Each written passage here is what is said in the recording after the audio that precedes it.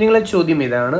ആദ്യ വർഷം 25%, രണ്ടാം വർഷം 15% കൂട്ടുപലിശ തരുന്ന ഒരു ബാങ്കിൽ 40,000 രൂപ ഡെപ്പോസിറ്റ് ചെയ്താൽ കാലാവധി കഴിയുമ്പോൾ തിരികെ കിട്ടുന്ന തുക എത്ര എന്ന ചോദ്യം. ക്ലിയർ ആണോ?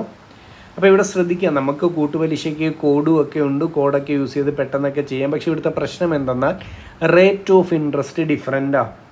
ആദ്യത്തെ വർഷത്തെ റേറ്റ് ഓഫ് ഇൻട്രസ്റ്റ് അല്ല അടുത്ത വർഷം. അപ്പോൾ അങ്ങനെയുള്ള ചോദ്യങ്ങളിൽ ഡയറക്റ്റ് കാൽക്കുലേഷനേ പറ്റത്തുള്ളൂ.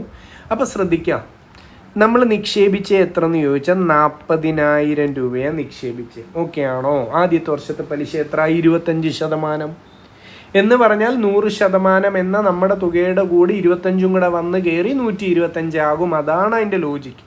അപ്പം ഞാൻ ചെയ്യാൻ പോകുന്നു. ആദ്യത്തെ വർഷത്തെ ചേഞ്ച് അവിടെ കൊടുത്തു, 125%. ഓക്കെ അല്ലേ? അടുത്ത വർഷമോ? അടുത്ത വർഷത്തെ പലിശ 15%.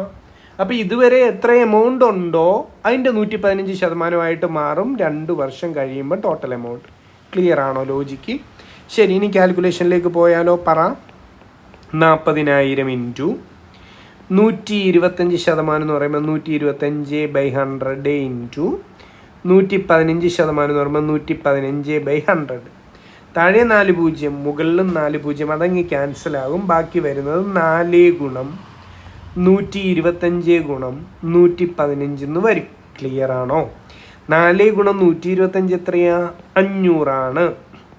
500നെ 115 കൊണ്ട് ഗുണിക്കുക. 115നെ 5 കൊണ്ട് ഗുണിച്ചാൽ 575 2 0 കൂടി ഇട്ടാൽ പോരെ.